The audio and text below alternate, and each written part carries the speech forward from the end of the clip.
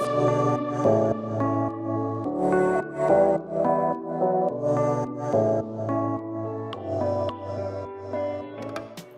back, everybody. Our guest for today is loyalty expert Mark Ross-Smith. Mark is a CEO and co-founder of StatusMatch.com, a platform that allows travelers to obtain elite status with airlines and hotels by matching their existing status with other loyalty programs. Mark is a seasoned executive with over 20 years of experience in the travel industry and is now considered an airline loyalty thought leader. Mark is also a regular speaker at industry conferences and events, sharing his insights on the future of loyalty programs. Mark, it's really great to have you on the podcast. Lauren, it's fabulous to be here. Awesome. I am thrilled for the conversation we're about to have. We were just talking about how I love to travel. So I'm curious to know how you even got started in this whole space. So why don't we start there? Tell me a little bit more about your background and what got you into the airline industry to start. I think you're a travel geek. I'm a travel geek. So I think this is going to be interesting. And anyone who's into travel going to like this, I think. I think like most travel nerds, I got into this. I've been into airlines and flying as long as I can remember. I recall when I was about 5 or 6 years old, my parents bought me this book. It was like a coffee table book, so a big, thick book, big image, high-res photos, and it was called Greatest Airlines in the World, or Great Airliners of the World. And in the centerfold of this book, it was a thick book, in the centerfold was this double-page spread of this Air New Zealand DC-10 aircraft. And at the bottom, there was a caption that said, this plane tragically crashed into a mountain in Antarctica in 1979. And still remember that all these years later. And my parents had booked us a family trip to Disneyland later that year, and they'd booked it on with flying Air New Zealand. And so, for the weeks and months leading up to that trip, I was like crying and screaming, like, we're not flying, we're going to crash and burn. Like Air New Zealand's not safe. It's not a good airline. So, at 7 years old, I'm suddenly an expert on aviation and which brands, you fly and you don't fly. Obviously, that wasn't the case. It was a very memorable trip. I have fond memories of it. We flew Air New Zealand. And so what really hooked me at that point was on those Air New Zealand flights, there was two things that really stood out. One, as a child flying, right? One was the hard-boiled little candies they would give out before takeoff and on descent. You suck on it so your ears don't. As a kid, that is just free candy. So of course you say yes, right? Thrilling. So there's that and the the kids' activity packs that they sort of hand out. They still do today. The coloring in books, that kind of stuff. And I got those on Qantas as a kid all the time. Love the Qantas ones. Actually, funny story. Qantas packs. I wrote a letter I think I was 9 years old. I wrote a letter to Qantas management, like hand wrote it, nailed it, put a stamp on it. I was 9 years old. So you can imagine 9-year-old boys writing, right? Not great. Send it to them a letter complaining about their kids' packs and they weren't doing enough for children on the flight. A true story. Funny enough, I wrote it on paper. Blue lined paper I'd received from an Air New Zealand flight as well. Anyway, so I wrote this letter. That's got a sting.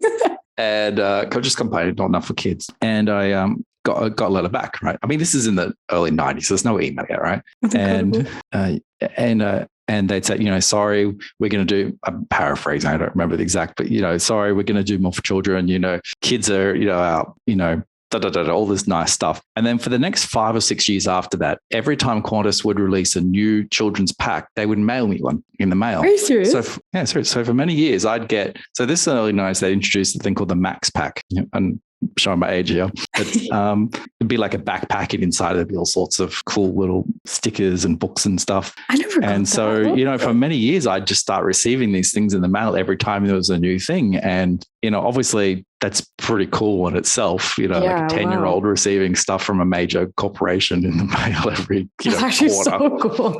And what that did is it just reinforced in my mind, like, this is like the industry for me. This is what I want to do. This, like, if they can look after a 9-year-old that writes a letter, right, in the 90s, like, I just became really fascinated with it. And obviously that sort of, the stars were a bit aligned there, and hence in the industry. That is really cool. And I'm pretty upset because when I was a kid flying on Qantas, it was the early 2000s and I didn't get any backpacks. So I'm going to write them a letter right now. Just have really terrible handwriting. Just say you're a 9-year-old. I could do it. I could definitely do it. Try with your left hand. Might look more legit.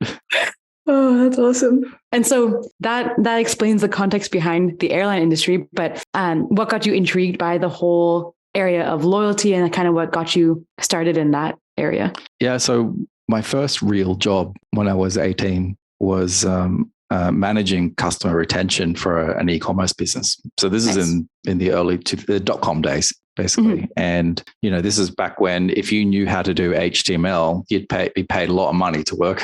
Not these days. You paid a lot of money to work. Come in, I knew HTML. I had taught myself. And, they're like, oh, well, you can run customer retention. You can do that. There was only like 2 people doing it in the company, mind you. Not a big organization. And, I got to see, it was like a membership recurring type business model they had. And I got to see things like people when they cancel their membership, like reasons they would want to cancel. And what you start seeing this all day. And, I was already inquisitive and entrepreneurial already. So I start thinking like, well, if you don't want to pay this, what would you pay for? Right? Or how could I get you to stay? Like, what would it take? And, and people that write in say, urgently, you must cancel me right now because I've got a car payment coming up and I have to cancel this now to make sure that it's things like that. Right. And, we started figuring out that there's actually a bunch of stuff that people would pay for within a customer retention model. Right. So people would pay for things like priority support, right. To get their, their ticket or their email read faster than someone else, right? And, we actually started charging a few dollars to have priority support. If you want a reply within a day, click here, pay $3. $3 was at the time. Really? Okay.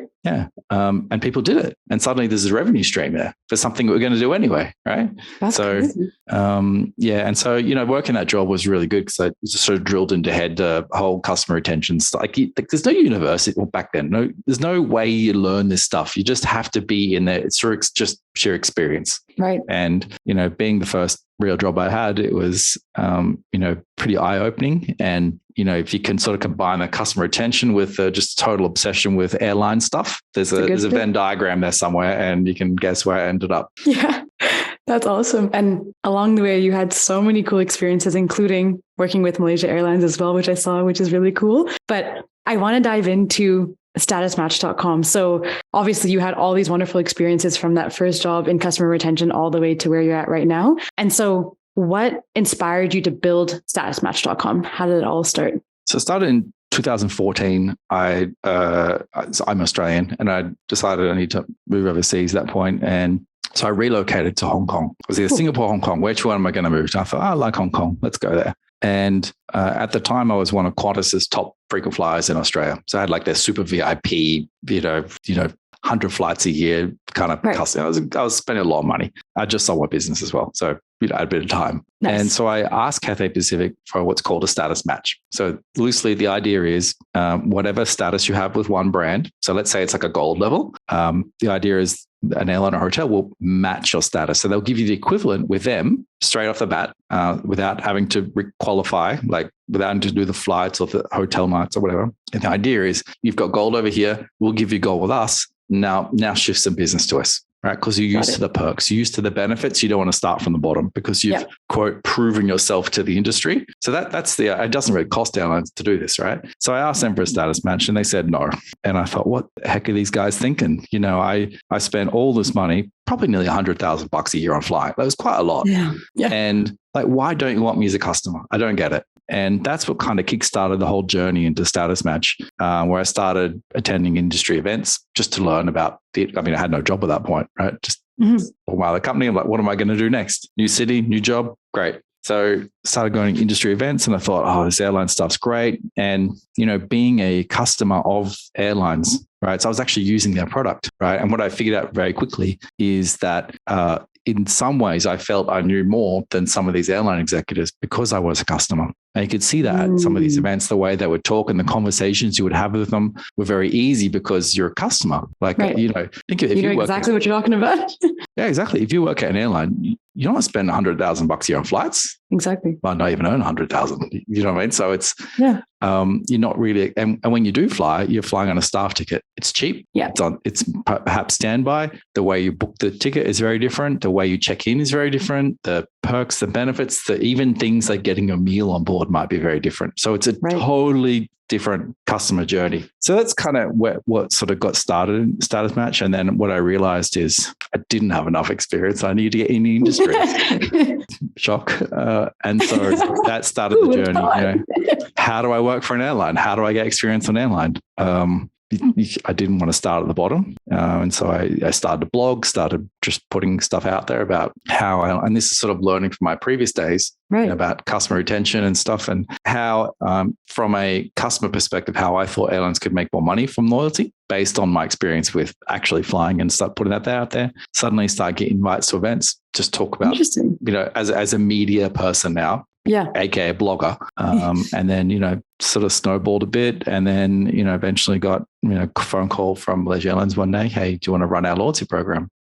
Okay, cool. So that's insane. Did that and had a lot of fun there, and then that sort of checked a few boxes, and totally a big educational piece as well. Learned a lot there. Yeah. And so, that sort of completed the two hemispheres that I needed. I needed the experience of working there. I needed that. And those two came together, and then sort of COVID hit. And then I thought, how do we help save the airline industry? What could I possibly do in my little piece of the world? And that's when Status Match was born, just solving a problem that's been there for both airlines and travelers for many, many years. That is so cool. And so in your time of getting this experience and learning this whole educational piece to this, what have you found are the main reasons that loyalty programs are so valuable for the airline industry? Because obviously all these airlines have these points and things like that, and it's obviously common knowledge, but what's the real reason as to why these loyalty programs are so valuable for this industry? So it's all about the type of revenue that the airline loyalty programs generate, right? So when most of it, especially in North America, everyone's seen the credit cards. Airlines are always for get this credit card, earn this many miles, this kind of stuff, right? Yeah. So fun fact, a lot of airlines make billions of dollars from these credit cards. They're very valuable. And to the point where there's a bunch of airlines out there where the loyalty program is more valuable than the entire darn airline group itself. Seriously? Right? Yeah, seriously. And wow. Crazy. What's driving the economics here is they're effectively selling points and miles to banks, right? So you use your credit card, you swipe, it's $100 transaction, you earn 100 points, right? Yep. It's the bank buying 100 points off the airline loyalty program, putting it into your account, right? And the margin on those points can be quite high, right? So it can be anywhere between 30 to 70%, right? So it's high margin revenue versus when you buy a ticket with an airline. Let's say, for example, you're flying to London, right? And it's $500 in economy, right? Yeah. Think about what kind of margin they've got on that ticket. It's not much, 5% maybe at best, right? Yeah. All the operational nonsense and risks that come along with that. Whereas when you're selling points to banks, like there's no runways, there's no aircraft, there's no pilots, there's no fuel, there's no unions, you're selling something that doesn't exist technically. Yeah, totally fair. It's just a database entry that someone may never use. And when they do use it in 2 or 3 years' time, right, you're redeeming it for a seat that probably is going to be unsold anyway. So, so anyway, the loyalty programs in airline and hotel are quite valuable because of the type of revenue they generate. It's high margin revenue versus airline revenue. It's typically not so high margin. Right. And I guess, the main point that you're making here is those operating costs aren't a part of that entire margin that they're looking at. So they're just selling inventory of nothing, essentially. Which is, don't get me wrong, they need the airline to exist, right? So if the airline collapses, then the loyalty program value erodes very quickly. Mm-hmm. But when, they need each other. But, if you had a choice, if you're sitting at the top and you go, do I put $1 of profit into the airline business or $1 of profit into the loyalty business? You would put the profit into the loyalty business because the way the market will value that $1 is somewhere between 30 to 40 times profit earnings ratio. So that $1 is going to be worth about 30 to 40 times in the market. Whereas a $1 profit in the airline, at best, if you're an amazing airline like Singapore Airlines or an Emirates or someone like that, at best, you're going to get like a 10 times profit earnings. So it's worth $10 an airline and $30 to $40 in a loyalty business. And so what we've seen is airlines, especially in North America, have leveraged the valuation of these loyalty programs to secure loans, to buy new aircraft, they're using it to secure funding, basically. So they're not necessarily selling the equity. They're just leveraging it. They're mortgaging it effectively to get something else to prop up the airline so they can new seats, new planes, new stuff, because the loyalty program and the airline, they need each other at the end of the day. Yeah, they're just making the money more efficient, basically, through these loyalty programs. Correct, exactly. Interesting. Out of curiosity, what's your favorite airline? My favorite airline, gosh, I'm putting on the spot now. I've got a lot of clients. I'm curious now. My favorite airline to fly is a passenger. I would say is probably today is Qatar Airways. Excellent. Nice. Probably got the best. I would say it's probably the best economy class in the world today. I mean, economy class is economy class, right? But it's probably the best. It's probably the best business class as well. Their Q suites. But it's changed over the years. I think when you fly one particular airline over and over and over and over, you'd get used to it and like, oh, that's my favorite airline because I always fly whoever, Hawaiian Airlines, whatever it is, right? But then you try something new and you see differences. And you go, oh, this is kind of, is the grass really greener on the other side?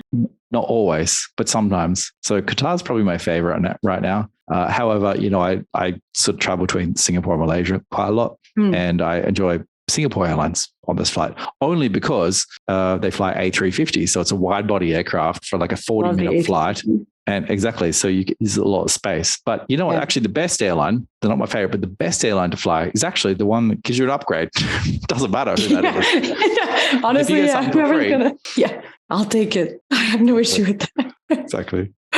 Awesome. Well, getting back to the main topic, I'm just curious to know because I know, well, actually, all of my family members, we all love to travel. And so we're always intrigued by first of all, we like looking at the new planes that come out and all this kind of stuff. But then we're always looking at the different rankings between like Emirates and Qatar, always in the fight for like top spot or whatever it may be. Anyways, so I was just curious. But on the topic of loyalty, because that's what really we talk about on this podcast 24/7 from different perspectives, is basically the inner workings of loyalty and how it works for different businesses. Because the nice thing is that you have such a different perspective on loyalty from your industry that I'm curious to know a couple of different things about how you view it and how you've worked with it and things like that. So first things first, loyalty, there's so much that goes under that. And there's so many different aspects to it. And we kind of just brand it as this one big term as loyalty. But if we're looking at loyalty programs specifically, what do you think is a common misconception about loyalty programs? And it could be from the view of these airline industry programs or in general, but do you find that there's any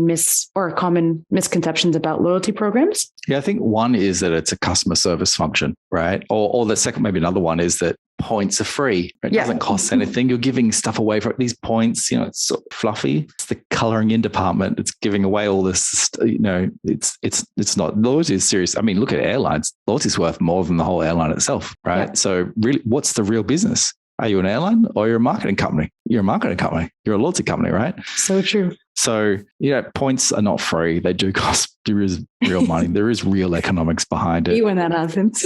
Yeah, no one killjoy here. I'll talk about finance. I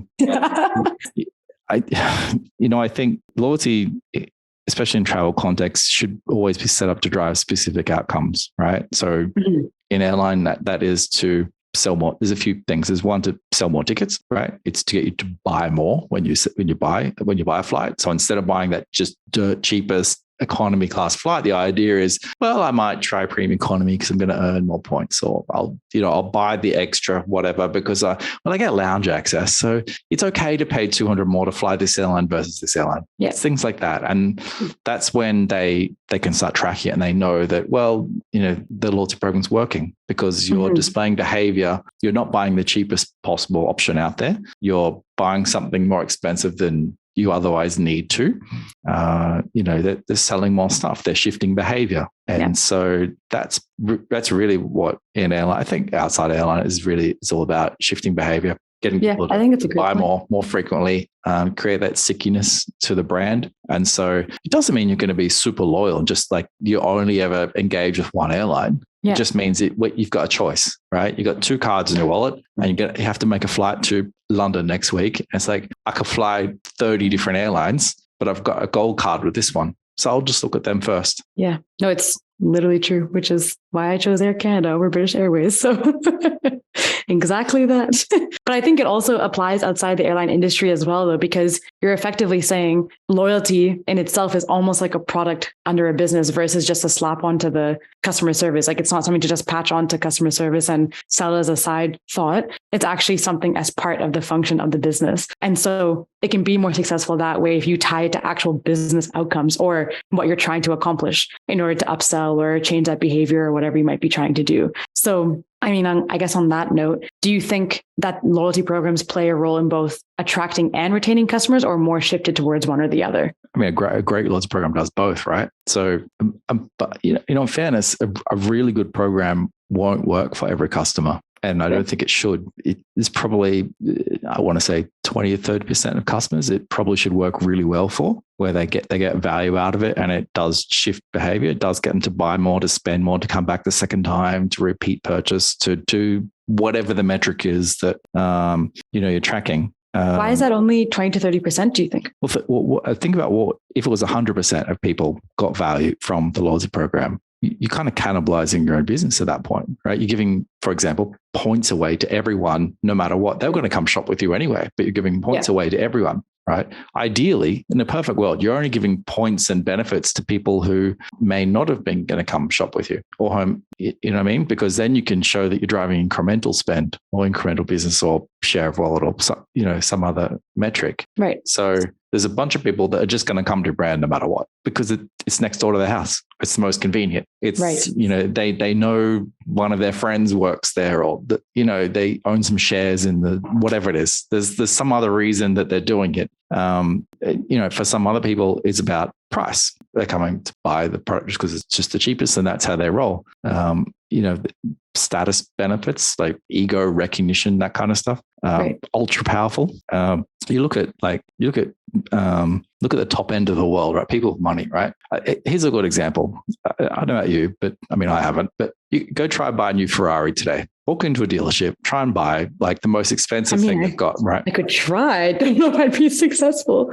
They won't sell you it. You go on like 10 million cash and you say, I want this. They say, no. They say, you need to be a member first. You need to buy a car first. And once you bought that, you're a customer. And then we'll let you maybe get the option to buy this other car. Really? Right? Yeah. So there's quite a lot of brands that they work just like this. And so what it means is you've got like status is basically driving stuff, right? So money's just commodity at this point, right? It's not about that, right? And so the amount of room to sort of move the needle on these people's spend, right? It's just so astronomical at the top end. Yeah. Right? So in airline loyalty, people with like a silver gold type status, platinum and airline, they're normally the top 5% of customers, but they're responsible for anywhere between 20 and 30% of total revenue for the entire airline. Right. So as a group, they're the single most valuable customers. Right. So hence, most loyalty programs they look geared towards the big corporates, the frequent flyers, the people in business and first class, because that's just where the money is. Yeah. Right. And if they lose one of these customers, they're losing potentially $50,000-$100,000 a year out of someone. Right. And so whereas you or me or Uncle John down the street is once a year to visit grandma on a $200 flight. I mean, do they really care? You're telling me they don't want to put me in first class from me paying the lowest common fare? That's crazy.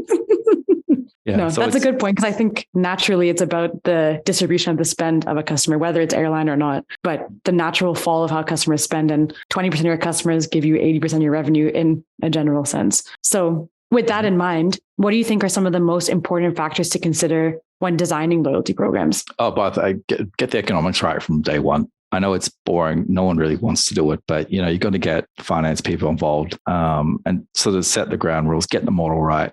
Because, if you screw it up, it just gets worse over time.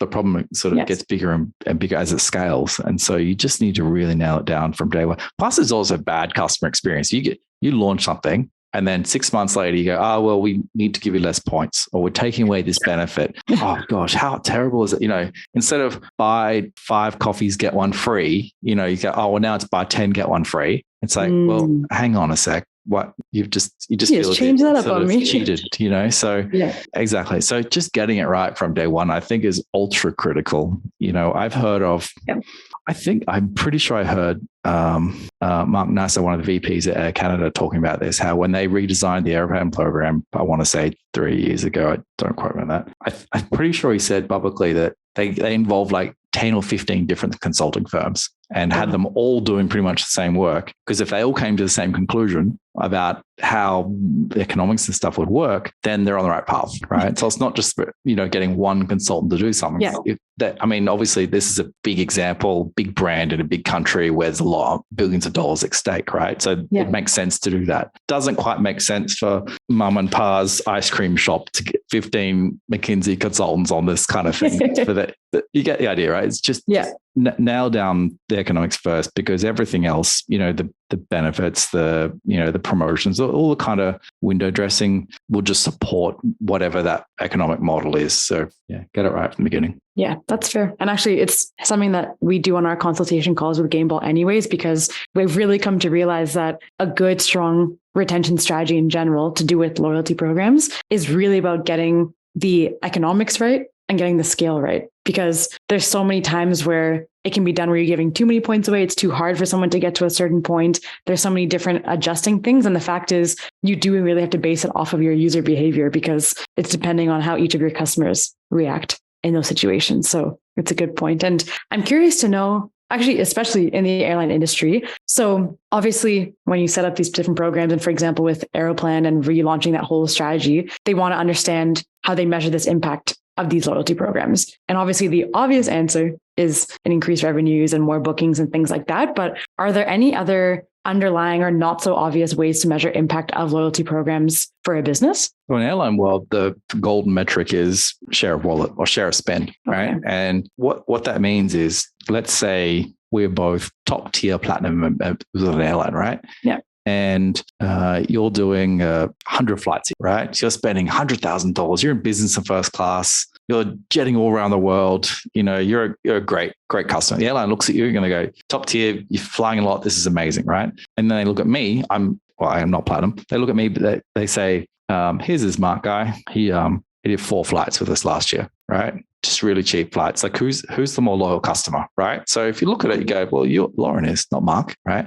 But if they drill down to share of wallet, what they would see is, I only did 4 flights in total, as in I flew with no other airlines at all, right? That was 100% of my travel with one brand, right? So I'm loyal, check. When they look at you and they go, well, Lauren's done all this flying, great, but she's also done another 50 flights with Delta Airlines, another 20 flights with Hawaiian, another 3 with Emirates, and so actually she's worth more, but less loyal. So what that means is the ability to capture more spend out of you. There's a high chance of doing that than out of me, because out of me, the airline's already getting 100% what they could possibly get. Like they're just not going to get it. Maybe they convince me to go visit grandma one more time because she's getting old, right? That's about it. And that's $200. But for you, it's like they could convince you to drop one of the Emirates first class trips and instead fly a Star Alliance partner or something like that, right? So when you measure the loyalty in that sense, you know who to target better promotions to. So that in that case, they'd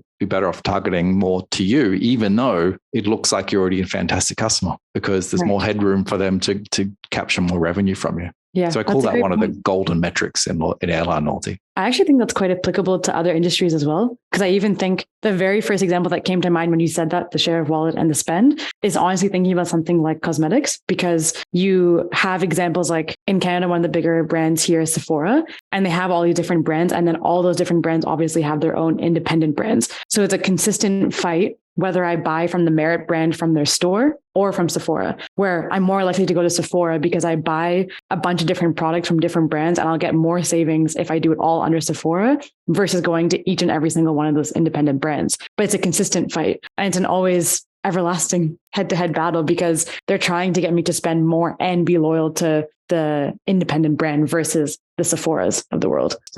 So I think it speaks to your point of it could be applicable to other industries as well, or the way that people think about designing their own loyalty programs. Because even just when people listen to this podcast, for example, they're thinking of ideas or things like that they can apply to their own loyalty programs so that they come up with something that's unique and interesting. And I find the best ideas come from alternative or parallel examples that aren't exactly related to their business, because it can be a really nice example from something completely different. I agree. And, it's another question from that would be, do you want people loyal to your brand or people loyal to a channel that they buy a product through? right? So Fair. good example is hotels, right? So hotels want you to quote book direct, go to the hotelwebsite.com. Right. They don't want you to go to Expedia or anything like that. They want to go direct because they got to pay more commissions when you go to OTA, right? But like, why is that your problem? You're probably paying about the same rate anyway. It's not their problem. They're paying commissions in the back. You just happen to like using Expedia better than the hotel's own website, for example, or maybe you prefer to buy your cosmetics in flight in duty-free catalogs and stuff, because you're earning airline miles at that point, whereas you're not earning them when you walk into the Sephora store, presumably, right? Yeah. So maybe it's purely about that, right? And so, you're still loyal to the brand. It's just you're not loyal to walking into their store, which is different. So like, which would the brand prefer? Would they rather you take one, one or the other? So I think I know what I would choose if I was a brand, but nailing that is pretty critical too. Yeah, I guess it's important too. And I guess that also ties back to the point that you made that it's not just a part of your customer service. It's actually a whole strategy on the side of your business or as part of your business, because it's important to get all those factors right. Because I guess you could really do something interesting with thinking about it in that way as well. Yep.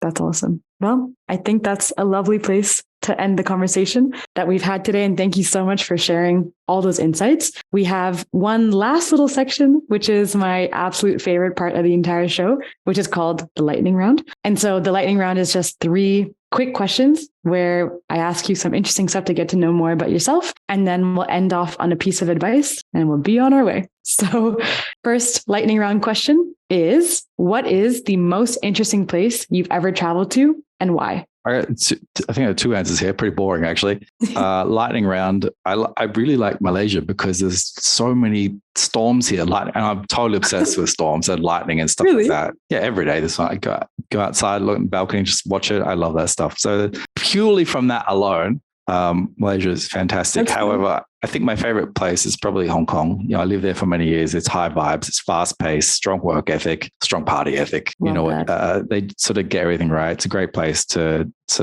grow up in. So, yeah. Very cool. Both very good choices. Awesome. Okay. Second question. If you were in control of the marketing effort for one city, which city would you love to try and sell to people? And how would you market it? There's a bit of a spokesman for Malaysia here today. So Penang in Malaysia. So do you like Malaysia? So Tourism Malaysia, if you're listening, we can talk about commissions later.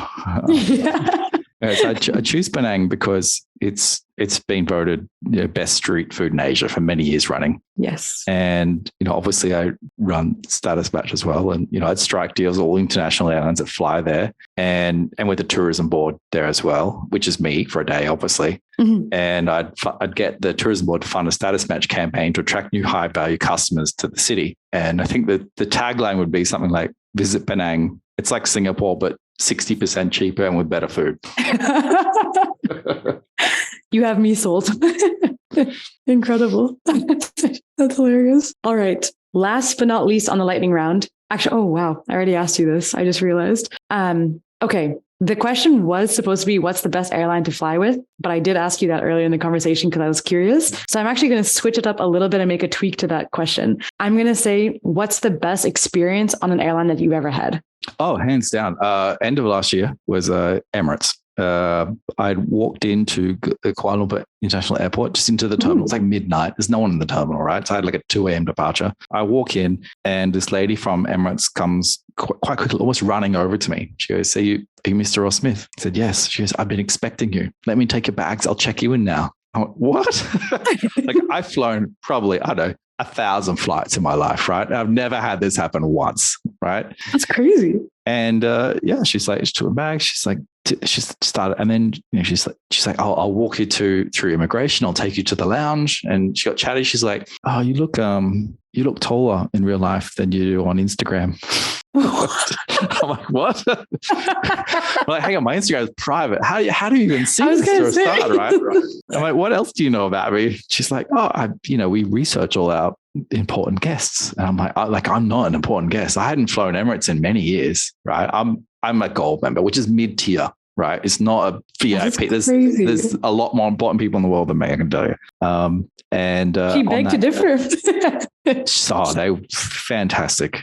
And then on that next flight, the cabin crew, it was, 2 a.m. departure. I just wanted to sleep. So, reclined, blanket, And the crew were just insisting to try and feed me the whole flight. And towards the end, I'm like, okay, just bring me something light. And they said, how about some fruit? Okay, I'll take some fruit. They come along with this fruit platter, which was oversized. And in like chocolate, they'd written on the plate, they'd like, welcome back. It's great to have you with us again. I'm like, what? Like, again, never had that in my life. Took a photo, obviously, put it online, got a gazillion likes.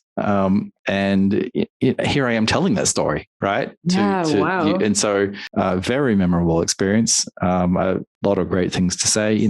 I'm not anyone special to the airline at all. I'm just a normal person in that sense.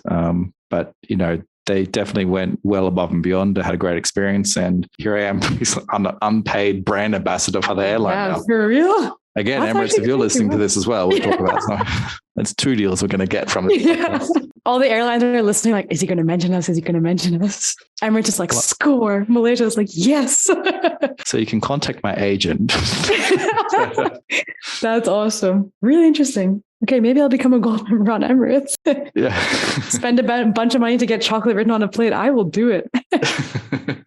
That's awesome. I really love that. Awesome. Okay, so last question. That was the lightning round. Now, last but not least, I always like to end on a piece of advice. So is there a piece of marketing or life advice that someone shared with you once that has always stayed with you?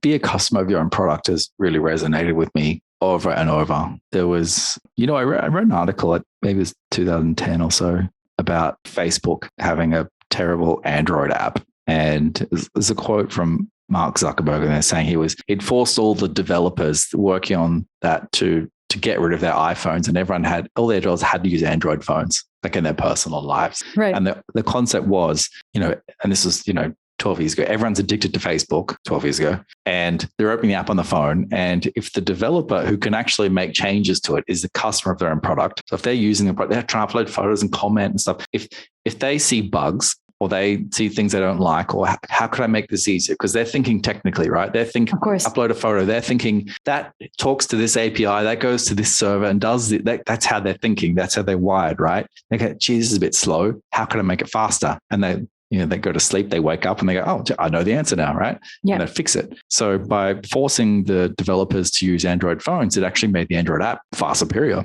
And even today, it's a lot better than the iPhone app just because of that.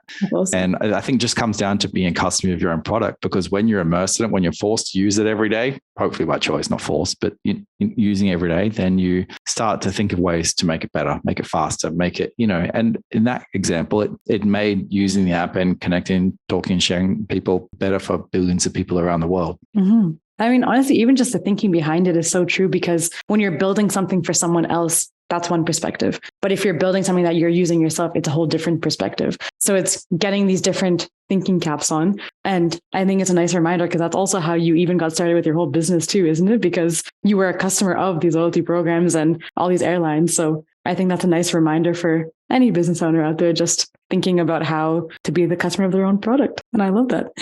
Yeah, exactly. And you're totally right. When you use your own product and you're coming from a different angle when you're creating things, when you're designing things, and so there's more, your heart's really in it. It's in the product. And what that means is when you talk about the product, you tell other people, you're telling it from a different perspective. It's not just the corporate blah, blah, blah, blah, blah. You're saying, this is the why. And, people, they resonate with that. They understand, you're doing this because you're solving your problem, which actually solves mine as well. So everyone wins. No, it's so true. Well, thank you for sharing that piece of advice. And the entire conversation was one that I'm sure many of our listeners will be excited to hear about. So thank you so much for joining us today on the show. Thanks for having me, Lauren. Really appreciate it.